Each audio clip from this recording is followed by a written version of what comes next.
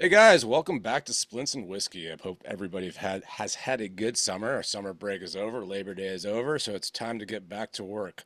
Today we have a super awesome episode. We got Mr. David Kleinman calling in, Mr. David Long, Mr. David Crosby, the three David trifecta, and of course the illustrious Dr. Randy Schaefer, the I'll say the queen of pre-hospital blood in the United States of America, since your efforts are the coattails that we're all riding today. We'll go around the horn in a minute, but again, for those who don't remember me, I'm Sam Patrick. I'm your host. Um, Splints and Whiskey is also brought to you by our phenomenal sponsor, Life Autonomous Care Consultants. So again, if you're looking for anything in the simulation, training, or supply space, check out lacc.inc or laccinc.com. Also, since this is a podcast and we have to shamelessly plug ourselves, if you like what you see, please share, please retweet, please send a carrier pigeon to your best friend living in the tundra of the Yukon who might have access to the internet thanks to Elon Musk and his lovely satellites, because we are definitely trying to get the lessons learned that people like these phenomenal humans have for all of us. Today's episode, we're going to be talking about blood. So as we go around the horn, we'll kind of share our experience with blood. But for me, those who don't remember, I was a 22-year Army medic.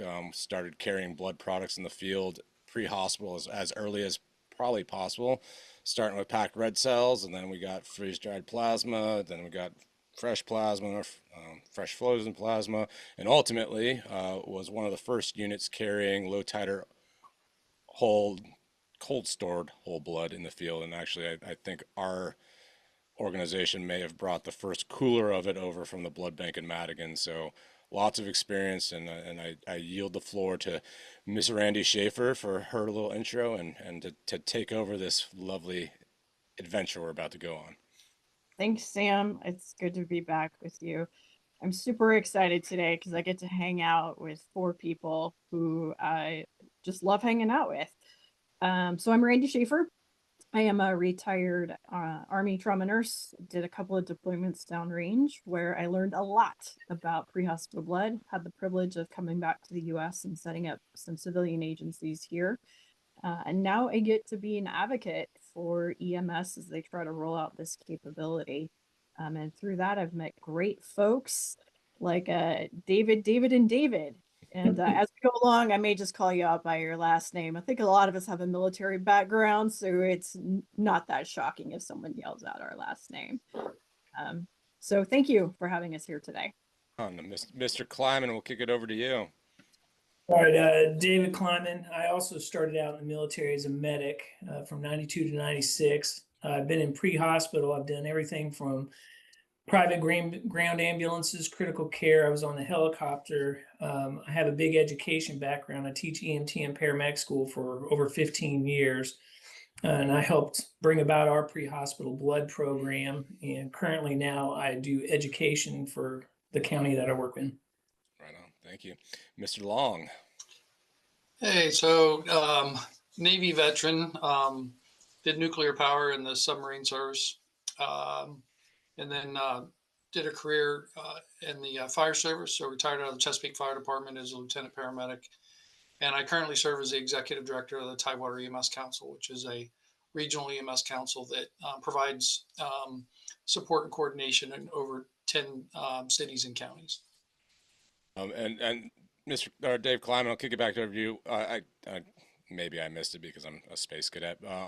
What's your agency using for blood right now? We do blood component therapy. We were unable to get whole blood, so we do 1-in-1. So we do packed red blood cells and plasma. And depends on what type the event is, we typically have 3-in-3 in our cooler. When we know a special event, like when the All-Stars came in, we actually put 2 units up and running. So we have the ability to get 2 going. And Mr. Long, what are you guys doing for blood in Tidewater right now? We do low titer O positive whole blood, and we use an advanced resuscitative care bundle of 2 grams of TXA and 2 grams calcium gluconate. Right on. And last but not least, Mr. Crosby, a little bit about yourself and what you're doing with blood. Hey, thanks, Sam. So I'll be the civilian connection to all of this. First of all, thanks to all of you guys for everything you did for us in service, and probably more importantly, for what you continue to do to advance lessons learned from 2 years in the 20 years in the GWAT and bringing those, trauma life-saving techniques over to us. My background started out like David Long did up in the fire service in Chesterfield County, Virginia. Did that for a few years, fell in love with the EMS, ended up going to nursing school and spent a good portion of the last 27 years on flight and ground transport. So I've been fortunate enough to work with blood for most of my nursing career and take that out into the field. And super excited that we're able to extend that now to our ground EMS agencies and really change the trauma game. It's no more treat with diesel, stop the bleed, get the blood in, and these folks are living and leaving the hospital. So super excited to be with you guys. I'm excited. All right, Randy. It's your airplane. You or actually no, we got a nuke guy. You have the helm. There we go. We'll defer to our Navy colleague there. So you guys probably know this better than anybody, but pre-hospital blood is relatively new to the civilian world. I ran the data last week, and we're at about 280 agencies out there. So that still represents less than 2% of potential agencies across this country that could be carrying this capability. And I know that you found a lot of support out there to do it, but you also found some roadblocks. And so, David Long, I'm going to ask you a few questions because you have a unique model in Tidewater that you took a regional approach where instead of having the 4 or 5 agencies figure it out as they go, you really took ownership of that. So can you talk to us a little bit about how your model is set up out there? Sure. I think it's fair to say that, from the start, it's all about who you get in the room to have the conversation with. And for us, it obviously starts with our operational medical directors. And when we got them in the room, they were cautiously supportive, but they were concerned about the positions of, the trauma surgeons and what their opinions were going to be. And our trauma surgeons in region were pretty outspoken right up front that they were opposed because they felt like we were going to increase scene times and basically be the reason that people were dying in the pre-hospital space. So a lot of it, I think, started there. And then I think once there was enough conversation to get everybody to yes, the next major obstacle was just identifying a blood supply. And with our established blood supplier in the region, which is the American Red Cross, that was a hard no from them from a business model perspective. So when it came to identifying a blood supplier, I think that's one of the things that helped establish a regional approach concept, where we would essentially function now, I guess, as defined by your works, is the transfusion administrative service. And we did a crawl, walk, run approach where we started with a single agency focused on adult care only, and then quickly, expanded over the course of a year. So we're up to 5 jurisdictions, 8 units of blood being carried on the street every day. And we do adult and pediatric. We start at age 5 and work our way up. And then anything less than 5, we just do a consultation with med control. But the inclusion of the advanced resuscitative care bundle was, for us, came fairly quickly as well, within the first year. But all of that helps when you have, a contractor, that you can pick up the phone or email every day. So we put Randy on contract very early. Thank you for that plug. Yeah. Sometimes you need to phone a friend as you're correct. Out.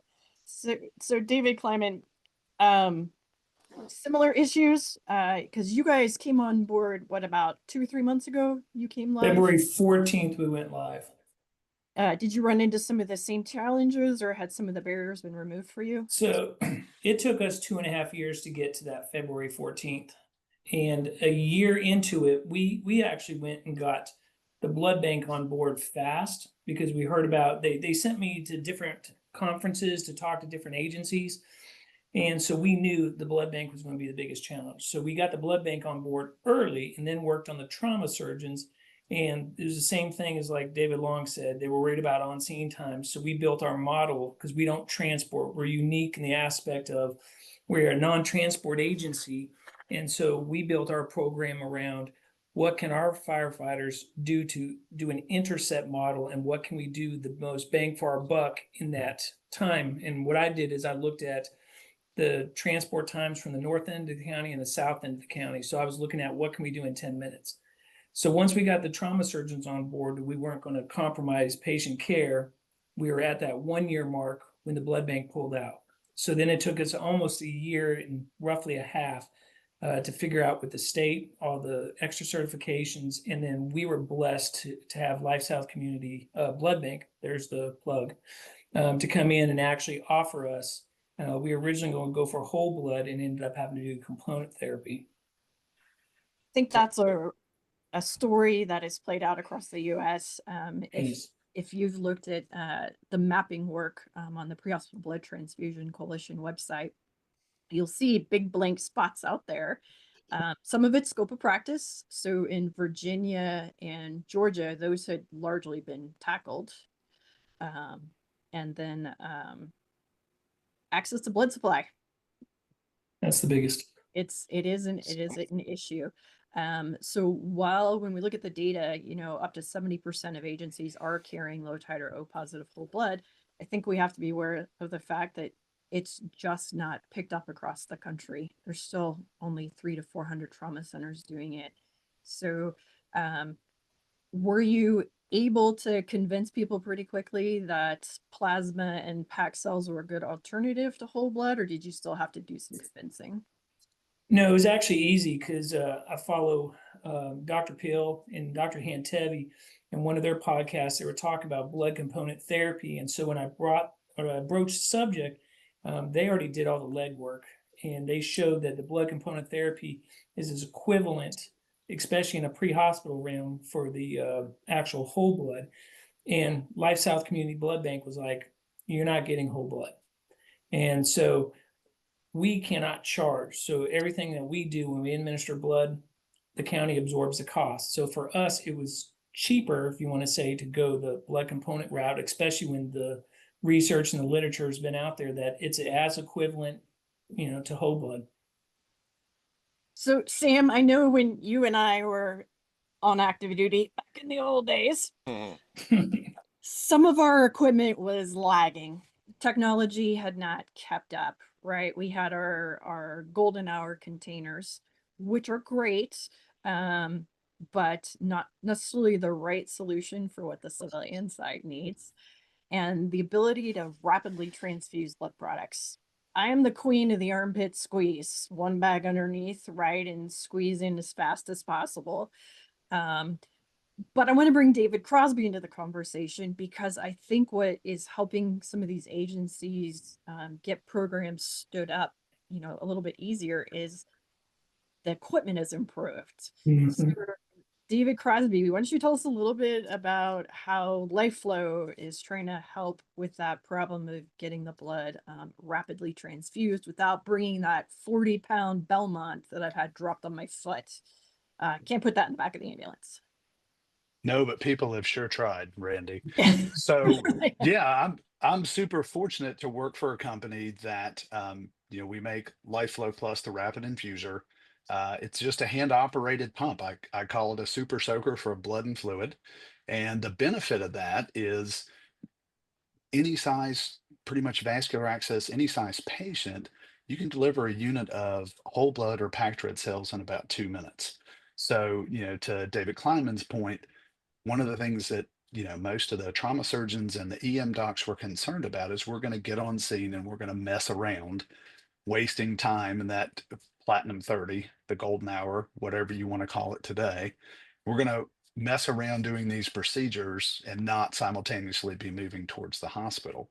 And that's just not the case. That's not what agencies have found. First of all, we have had it ingrained in us that thou shalt be moving when you're taking care of a trauma patient towards your receiving facility, right?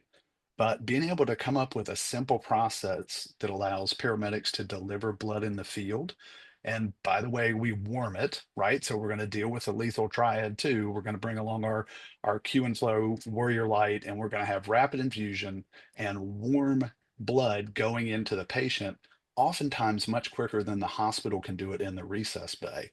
So the equipment has come a long way. We've gone from gravity and pressure bags, extra gravity, gravity and pressure. Randy, you mentioned the warming and pressure under the armpits. So we've gone from just making do with the tools we had available to us to having actually specialized products that were designed for the pre-hospital setting, designed to go to the point of injury, be used in the back of the truck, and to be used by providers that do the same stuff every day. We spike bags, we hang IVs, we get patients quickly assessed and triaged into the hospital. So the equipment has come a long way.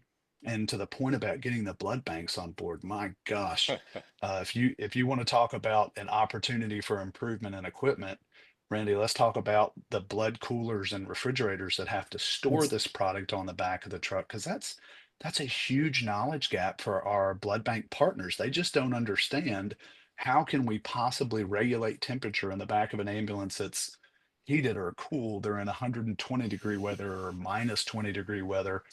We've got all that worked out. So we've got some great products out there. Again, most of these things were developed for the military by folks who, have done the job in the field under fire. So it's actually pretty easy to adapt them to the civilian side and put these things in the back of an ambulance or a sprint car or a QRV and give blood on the way. I think you bring up a really good point. I probably spend most of my time educate. And that education is happening on different levels. One is to the blood centers, letting them know that, yeah, EMS is able to manage, these blood products in a different environment. Talking with the hospitals, talking with the EMS agencies. In terms of, there's always waste of the product is always a big concern, and rightly so, because we want to demonstrate that we're good stewards. So David Long and David Kleinman, I know you each have a slightly different model. David Long, you've got a fascinating model where your blood comes out of South Carolina, but it doesn't go to the EMS agencies. If you can describe that process. Sure. And ultimately, there's a military tie-in at the very end of the blood life cycle there. Yeah. So, well, I'll piggyback real quick off David Crosby's comments. So we, from the beginning of our program, I think we're looking for what was available, and we took what was there, and I think the benefit of folks that are starting programs today is they don't have to essentially try to invent a brand new program. I think the commonality in programs, the 280 some odd agencies that you're talking about, we're probably talking about a 90% threshold of doing the exact same thing in the exact same steps, right? So I think that's a huge win for anybody that's starting up today.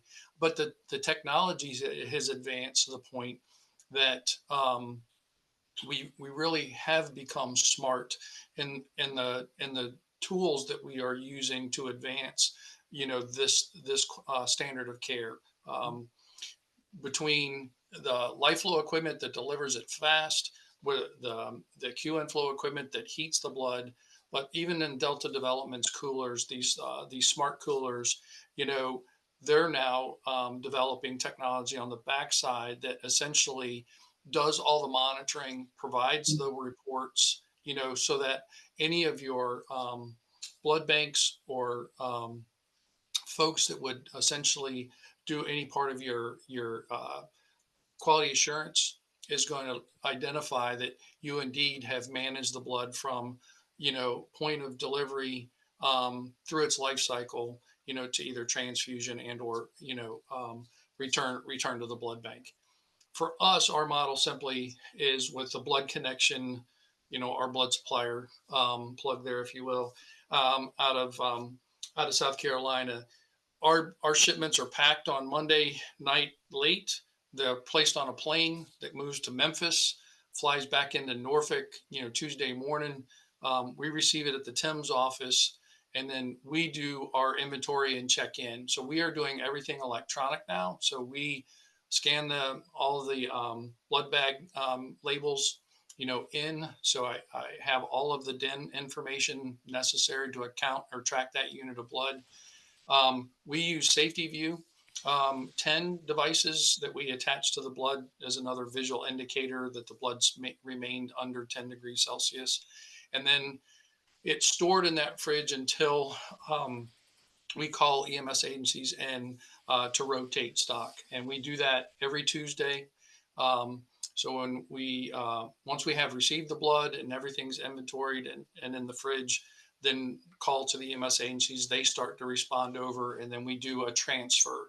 So we take back the blood that is short dated, give them a new unit of blood, they leave and head into the field. Then for the short dated blood, we have a relationship with Naval Medical Center Portsmouth, which is a level 2 trauma center in my backyard. And they essentially take our short dated blood and use it. So for us, it was all about trying to address, product getting to, that shelf life expiration and potentially being wasted. We are in conversation with 2 other healthcare systems to essentially replicate that model. So we're hoping by the end of the year to have the second one on board and the third one next year. I think it's a fascinating model because on that military back end is that Portsmouth, to some degree, is using low titer positive whole blood. But now you've got your, sailors there that actually are able to train and get their hands on the actual products that they're going to be using downrange. So I think that's a fascinating element. David Kleinman, what do you all got going on for your program in terms of how you're managing your inventory? Are you able to rotate it to a hospital? I'm sorry, go ahead. No, I was going to ask if you're able to rotate it to a hospital or if you are not able to do return privileges. No, I'll get to that real quick, but I just wanted to piggyback off of David Crosby. And it's amazing because when we went to the Life Flow, we were looking at what we can do in 10 minutes. So we were talking about in 10 minutes, our guys are doing an assessment, given the TXA 2 grams, packed red blood cell, calcium, plasma, and sometimes repeat that. And we just published our data that shows that out of now we're at 32 administrations. So the data right now is on 30, but it's amazing that our time from when we are on scene to actually administering blood or dispatch to administering blood is 15 minutes. And as you know, in hospital, that's usually right around 30 minutes is their goal. So our guys being dispatched throughout the whole county to blood administration is 15 minutes, which is phenomenal thanks to the Life Flow. So, but to answer your question, so what we did is when we partnered with Life South Community Blood Bank, we were looking at how do you do a cold chain record and what would they take back? And so they would be willing to take back the packed red blood cells for us. And so we were trying to be good stewards of our product. And so they made us known right up front that, hey, your plasma, you eat the cost. But we will take back your packed red blood cells at day 21, and then we'll credit you. And then we're actually going to sell it to the hospitals who wouldn't give you blood. So what we do is they said, we need good cold chain records. So we went with the Delta ARU. And so with the Delta and their cold chain records, once we gave them access online, it's a no-brainer. In fact, they love it so much, they actually created, and we're using so much, they actually put a freestanding unit in Cobb County and are in the process of building a second one. So whenever we use blood, they actually drop it off at their donation center. We come in the back door, we open the box up, we scan it right into our Delta cooler, and then we go on about. We have the Delta cooler monitored by 23 people right now. And so we know when we get to the day 21 and we just tell them, we order another one, the crew goes up there, gives it back to them, reboxes it, we take the new one and we're gone. So that's how our model is. And that's how the model is that I've preached to other states and cities throughout, not only Georgia, but throughout the US. And you bring up a good point about, selling it as a short date item. EMS is not doing anything new that hasn't been done for decades in the blood world.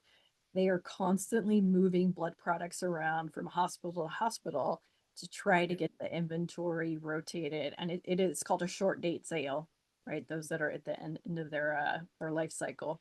So I think what's fascinating is there's not a whole lot of voodoo magic out there. We are replicating and extending processes that are already happening out there. To David Long, his blood supplier ships blood in cardboard boxes all around the country, all around the world. I think, Sam, I suspect you've been like me, and I've thrown up my feet on the back of a cardboard box, a Collins box in the back of the C-130. And that's how we delivered into the combat zone. We don't have all these fancy, coolers, etc. And you brought up another really good point. I want to kind of get all three of you, or even all four of you, Sam, if you want to pipe in. Hey, Randy, can I just add something real quick? Sure. So the frustrating part here, and I don't know what has to be done, but I love what David Kleinman was talking about, how their folks emphasize the cold chain storage. If you look at what EMS is doing in relation to cold chain storage records, right, we do a better job at it than what the hospitals typically require out of their primary blood supplier. So the fact that I can give them more detailed records than that FedEx delivery driver that drops off the cardboard box, right? But yet you want to argue with me about whether or not, the blood that you kept and have records on is safe for me to take back into my facility.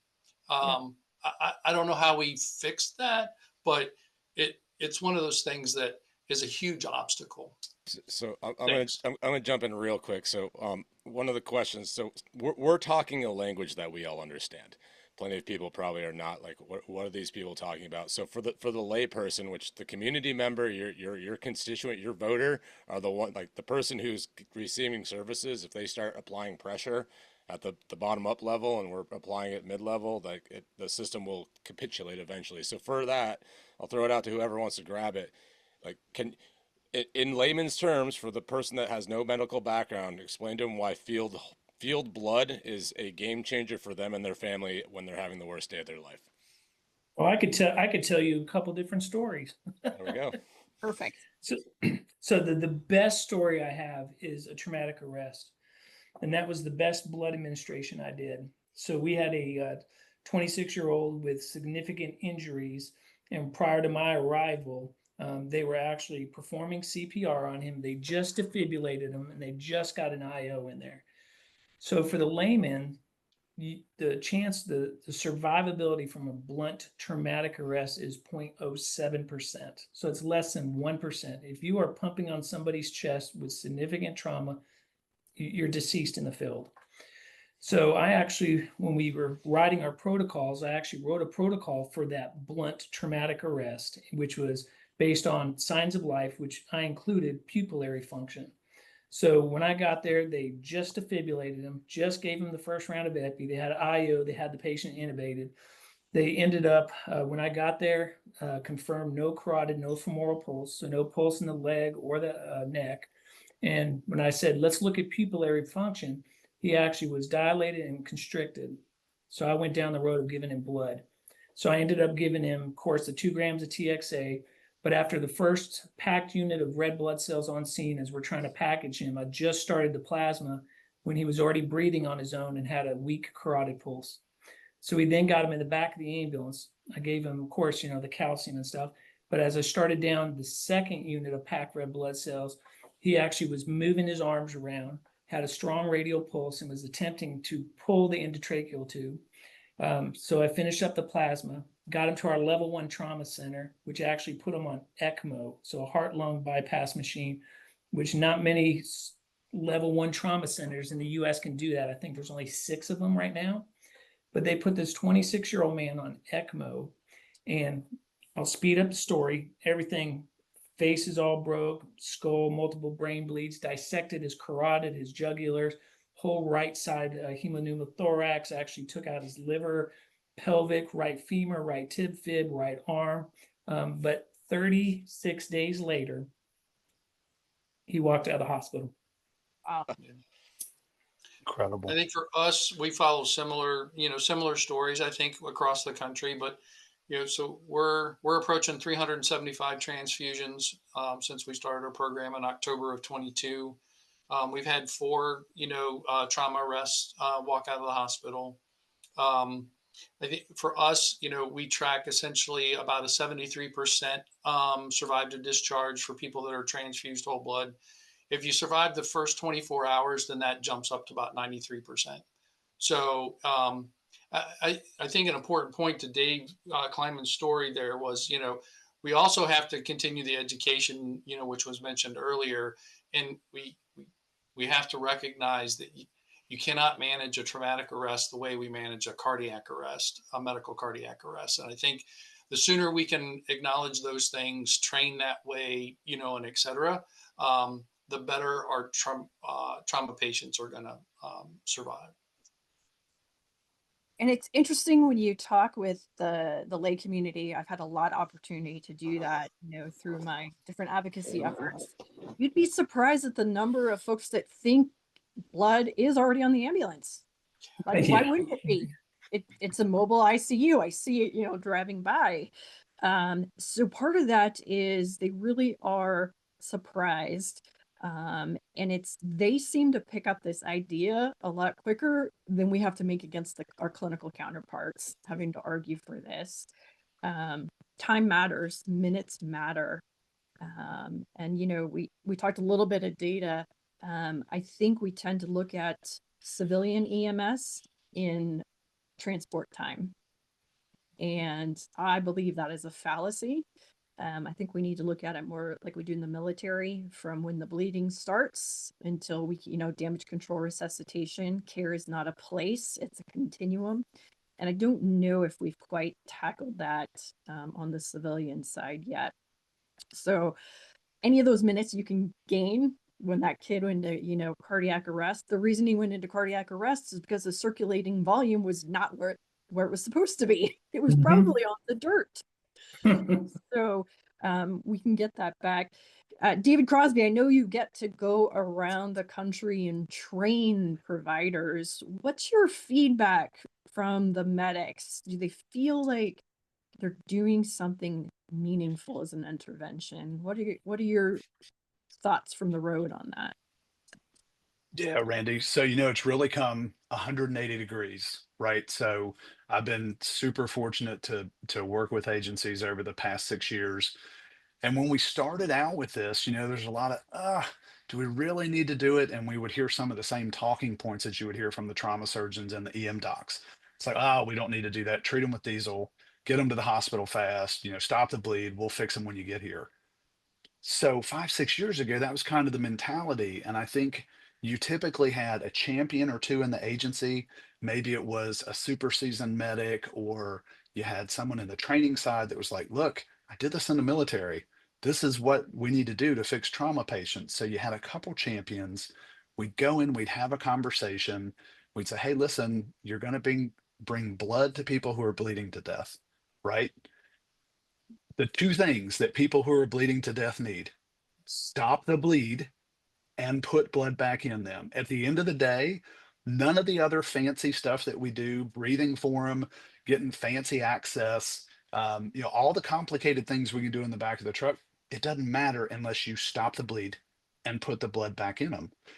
So years ago, we were having to sell it to the frontline staff, right? We'd be in talking about, now you're going to have to deal with a blood bank. If you thought the DEA was something to deal with narcotics, wait till you deal with a blood bank and how strict they are about temperature your blood can be at and your documentation and all these things.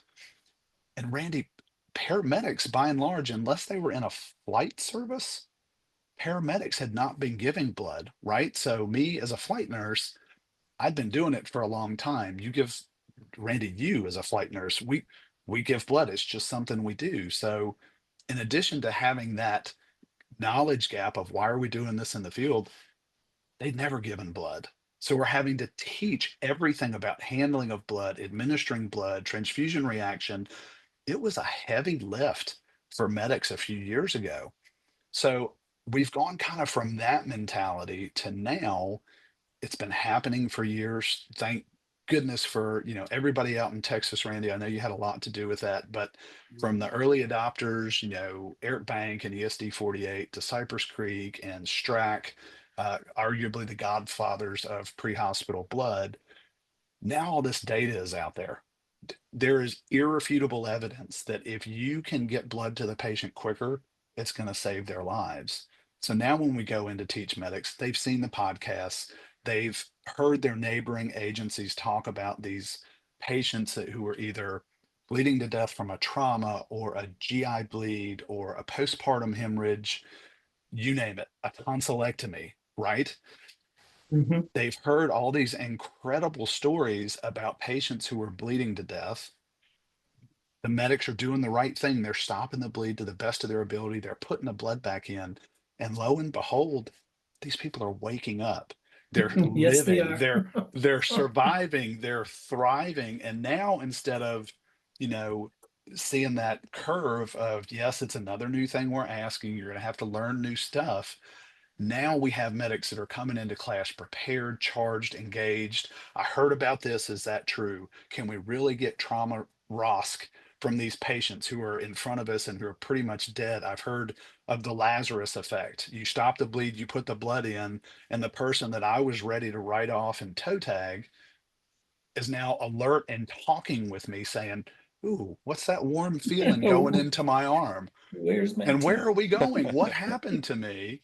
So yeah, Randy, I mean, it's been an amazing thing. And I'll tell you, coming from and David, please feel free, Sam, you too, coming from an environment where that battle that we had with patients like that for so many years was treat them with diesel, two large bore IVs, enough crystalloid to give them a little Dilute. bit of volume so you deliver them with a pulse, even though they're not perfusing with that.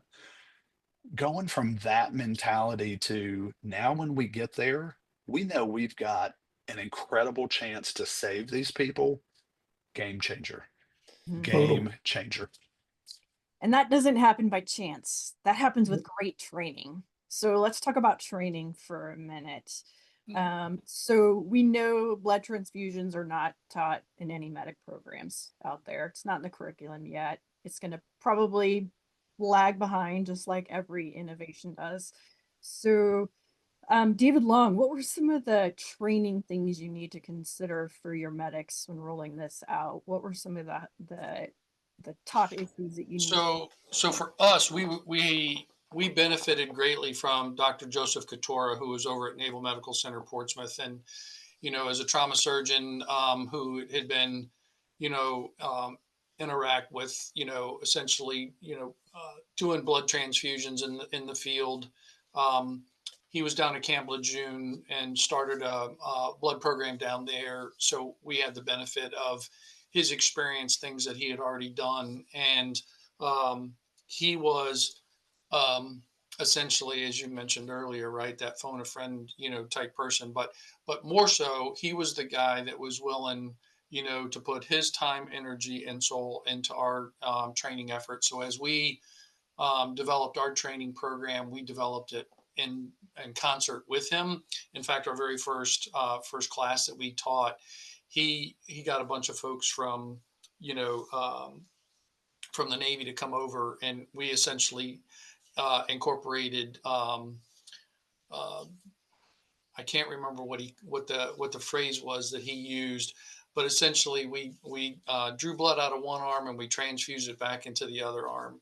So it gave everybody the opportunity to actually perform a transfusion, to understand how the life flow worked, to understand how the QN flow warmer worked, um, and for them to feel, the resistance on the hand pump, to actually, simulate conditions, of an actual blood transfusion, but also to demonstrate the ease in which, the steps performed in sequence, could actually be performed.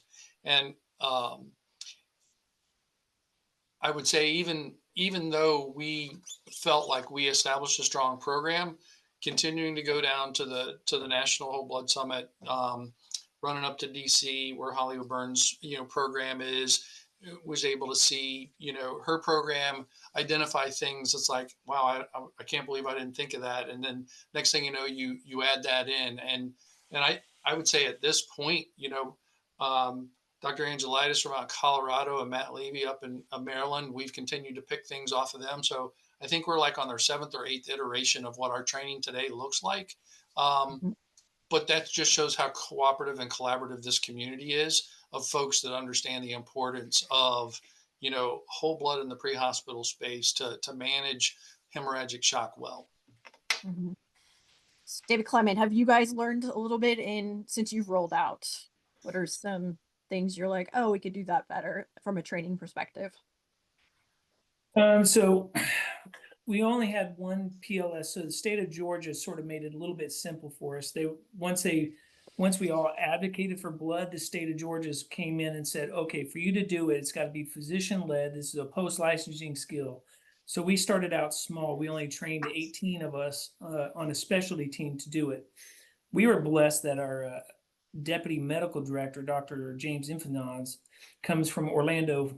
He was for the medical director for Orlando Fire Department. So he came up here when the state said that's what you got to do. He already had the playbook for us. So we just had to modify it.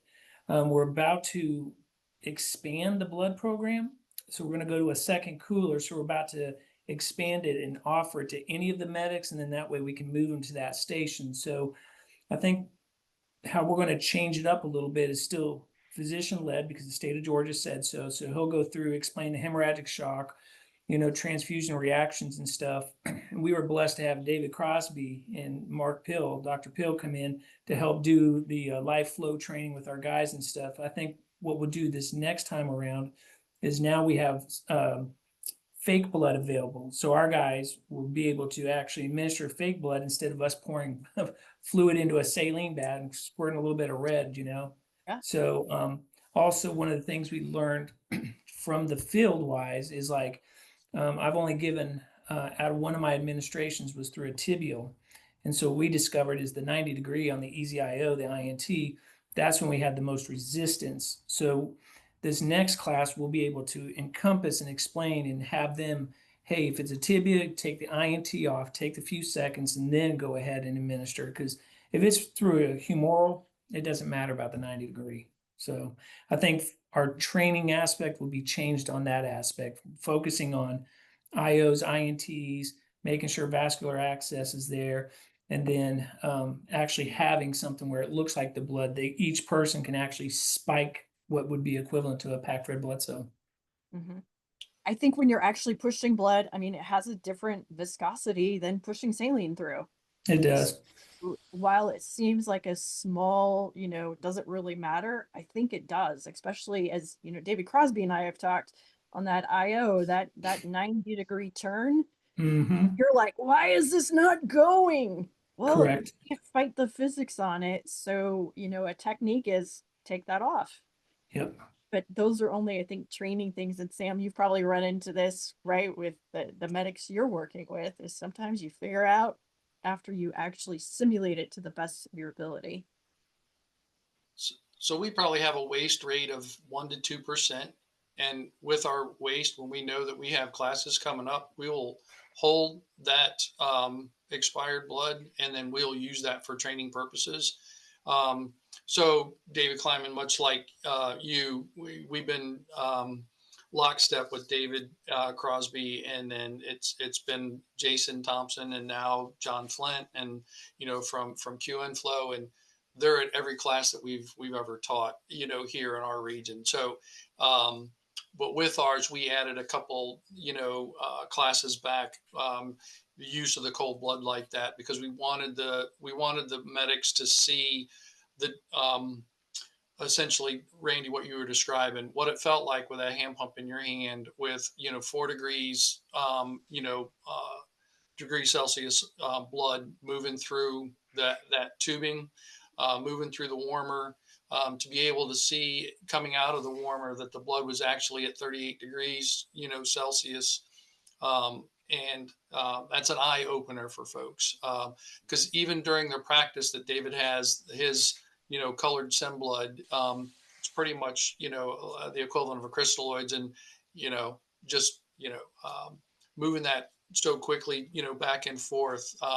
They do get an experience of if I'm pushing fluids, like if I got a hypothermic patient, I want to put warm fluids in versus if I'm transfusing blood, there is going to be a difference. But yeah, really impactful, to have these people participate, in these programs. I know there's a limited number of them to go around, but we've been fortunate to have it all ours. Have you been able to incorporate high fidelity simulation into your training yet? Using a high fidelity sim, one of Yeah, those nice ones that bleed. we haven't. However, with here goes that. How's that plug go? The LACCINC. So with Liz living in our backyard, that's just a relationship that basically just was revealed here over the past probably 30 to 60 days. So we have opportunities for that. In fact, we're planning for our next Tidewater Healthcare Expo in May, and we've already got a TECC that's got a Leo twist to it that probably closely resembles TCCC, but where we hope to be able to use what we do with our blood programs, but also with high fidelity simulation. Yeah, it's coming, and I think it's an important component that's needed. Absolutely, because there's a lot of tasks and skills that need to be done and priority.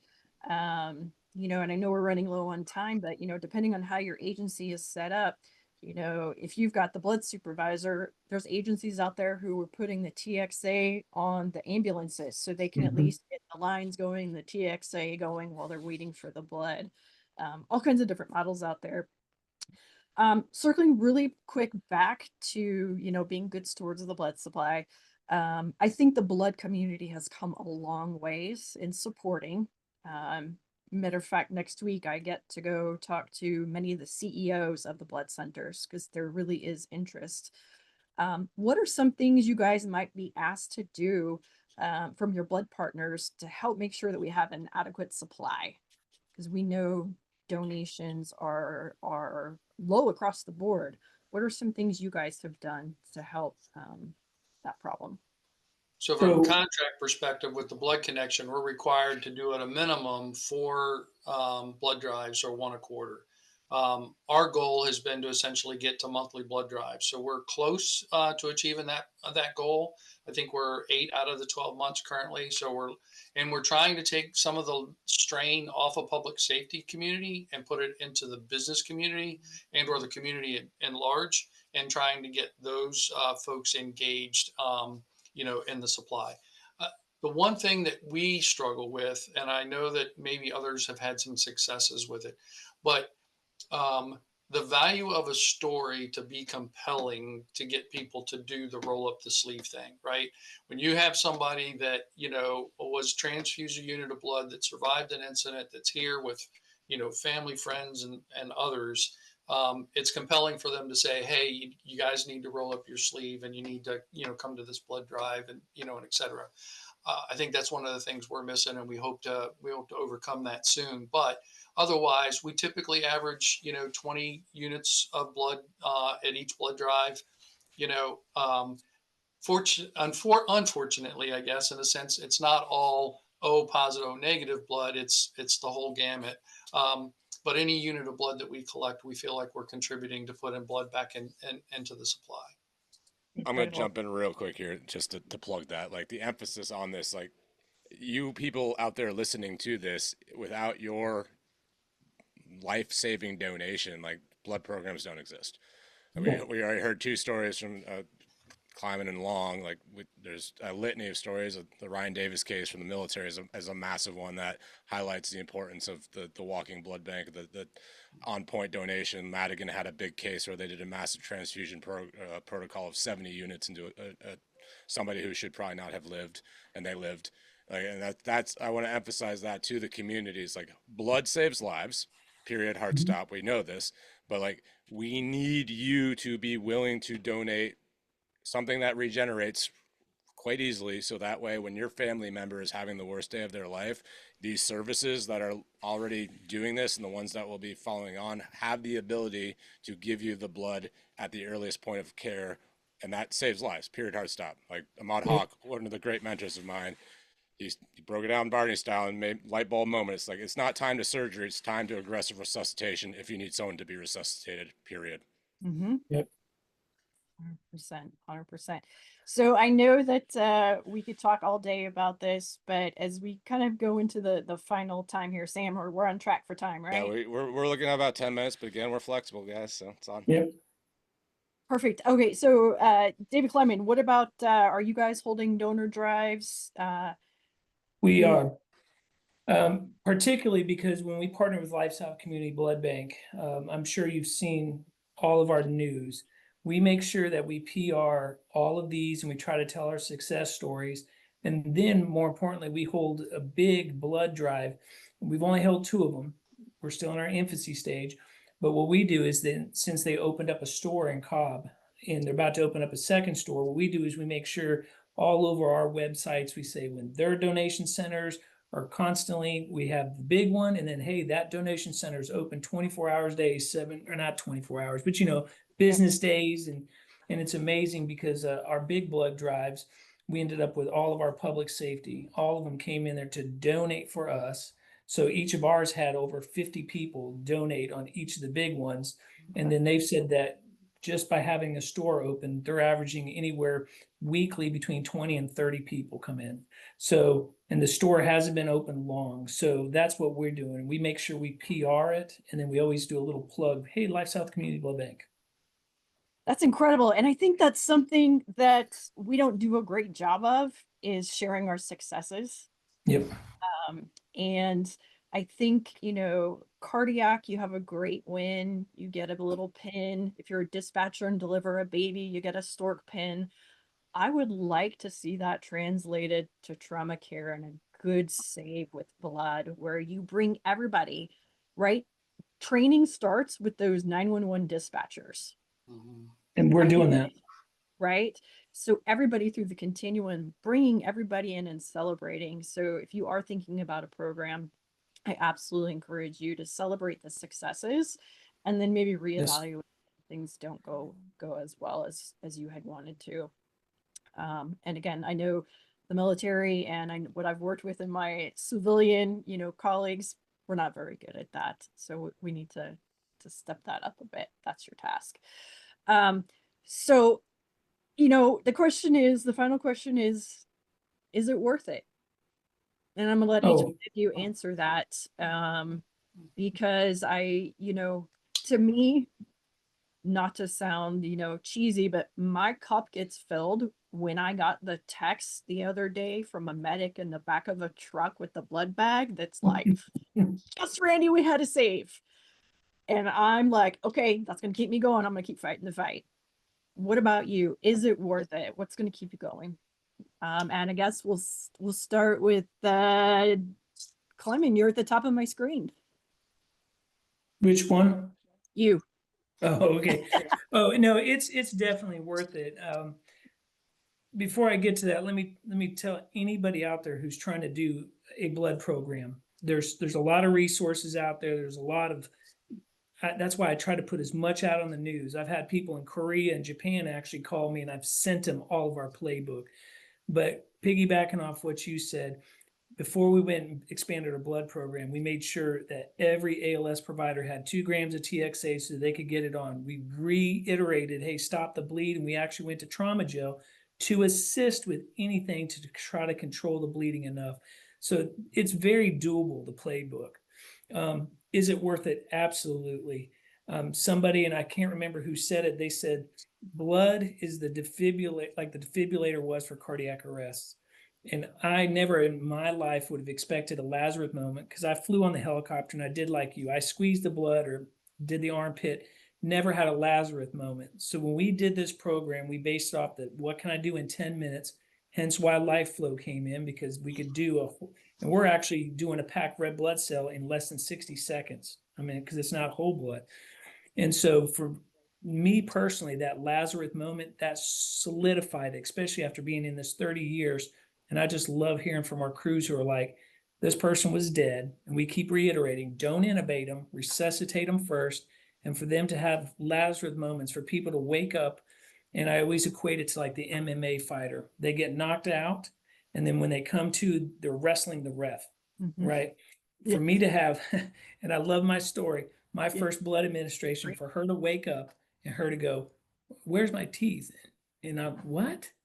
And oh, what are you talking about? Well, it's because at her moment of impact, she told me in the back of the ambulance, so I took my teeth out and was trying to get my seatbelt on before she got ejected. That is an incredible moment, that when you give life-saving blood, whatever the last thing was when they went unconscious, they immediately come to and can tell you. And it's an amazing, amazing thing. It's great. It's one of my favorite stories. You can check out the reenactment on the 410 medical website. You did a fantastic job. Hollywood will be calling soon, I'm sure. David Crosby, is it worth it? It is far and away the most impactful thing that I have had the opportunity to participate as a firefighter or as a nurse, right? So Kleinman said it, this is the defibrillator for cardiac arrest. It's been the biggest single change that we've been able to make in trauma care outcomes. And it's all because we are doing the basic thing. We're stopping the bleed and we're putting blood back into people. I cannot tell you how many stories I've heard. It's good for the patients. Obviously, if we're saving a life, there's going to be dozens, thousands of people around for Christmas this year that might not have been otherwise. Obviously, good for the patient. For the providers, the stories of, I was so burned out, I was ready to retire, I was thinking about leaving the fire service, EMS, I was going to go do something else. And then we got blood, and all of a sudden, you're basically battling your demons of patients you couldn't save, and you're doing this thing, and now your patients are living. So it's incredibly rewarding for the providers, and for me as just an industry guy who gets to go around and talk with these folks and try to impart some encouragement and knowledge on, yes, it's worth it, yes, you're going to save a life, yes, you're going to go home at night feeling like you did something. I can't imagine doing anything else. There's nothing I will do as a nurse, as a firefighter, as a human being that's been more rewarding than sharing this experience with so many people across the country, and then having them get to enjoy that and share it with 10, 20, 30 more people. So, hands down, best thing in the world. Drink the Kool-Aid, work with your blood bank, get the blood, spend the money, save the lives. And one last thing to tie it all together, Randy, as you said, it is so important to let the community know what you're doing. We've got some agencies that do great things to keep the community apprised of, hey, this is why we're getting blood. Hey, if you're a population that doesn't want it, let's talk. Hey, this is the only way we're going to be able to keep blood on the truck is if you go and roll up your sleeve and give blood. So the community engagement that you can get with this, saving lives, giving providers hope and making them, empowered to save those lives. Absolutely. I do it all day, every day. I do it for free, but please don't tell my boss That's that. that's what I'm doing. Well, yeah, we'll keep that one on the download for you. David Long, is it worth it? So, the risk of sounding, like just a canned regurgitation of stuff. You know, I'll start with what Dr. Joseph Couture basically said. When he worked with us, and he said that this is a game changer, and specifically, as programs start, they tend to be trauma focused, for the use of blood products in the pre-hospital space. Um, so absolutely, game changer when you think back to what were you doing before blood, and what things were you doing that definitively made a difference in your patient outcome. Um, your intubations, your needle decompressions, your tourniquet use, and et cetera, often had little impact on your outcome. So the fact that, as mentioned previously, I think by David Crosby, you stop the bleed, you put blood back in, then you hear from David Kleinman about, patients waking up. How could you say it's not, right? But I think it's also one of those things where you have to appreciate the fact that it isn't necessarily a trauma conversation. It's a hemorrhagic shock conversation, because we've had many folks of medical etiology, be it GI bleeds, OBGYN complications, post-med surge complications, and et cetera, that need the blood just as badly as a patient that was stabbed, shot in a car accident, that fell, whatever the case may be. And I think when we treat it as such, a process to manage hemorrhagic shock in the pre-hospital space, knowing that it's a time sensitive emergency, and with what the researches from these programs are indicating, blood needs to be on board in 36 minutes or less. If you want an outcome where you survive, you got to have it out there. You got to be able to administer it quickly, and that's what's going to improve an individual's, potential to survive.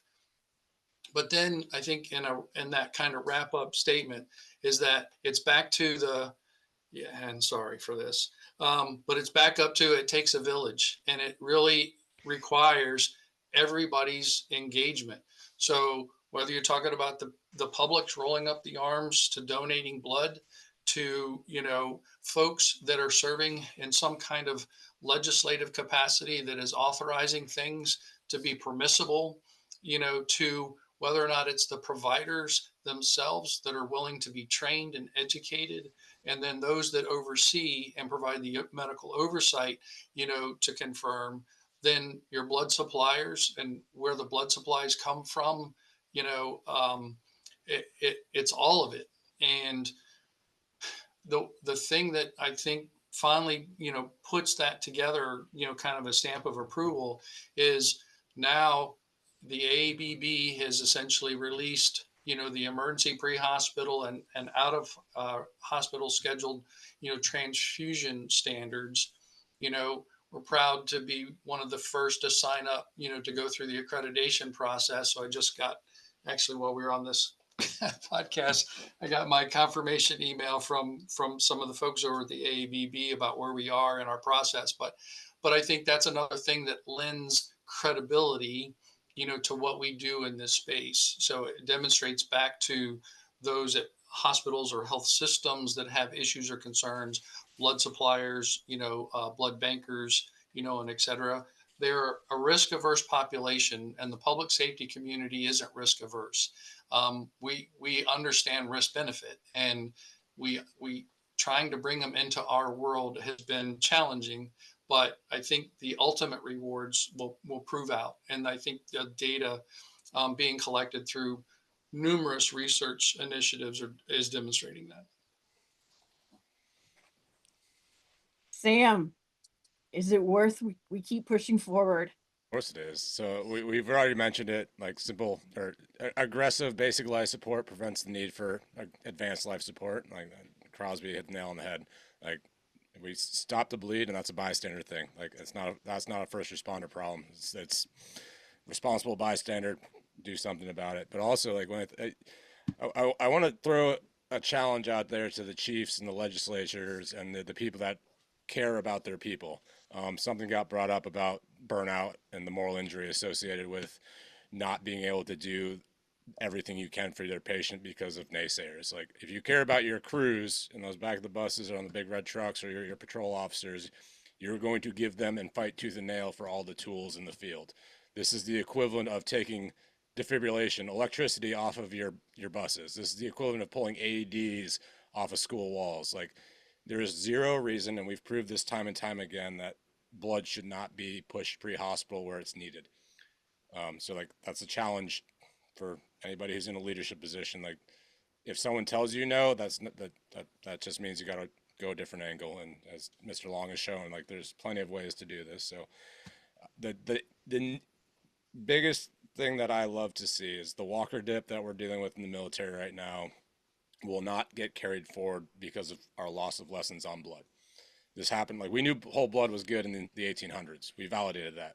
We had some incidents with some issues in history that made us tend to forget about it. But now the efforts of you guys like hats off to you, because not only are we saving lives in the civil space, but the next time a flag goes up in the military space, we're not relearning this lesson. And it's directly because of you guys carrying the lessons we relearned, I should say, bringing them to the civil space and ensuring that they will never, ever be forgotten again. So I thank you for that. I think we've done a pretty good job. Thank you for your perspectives.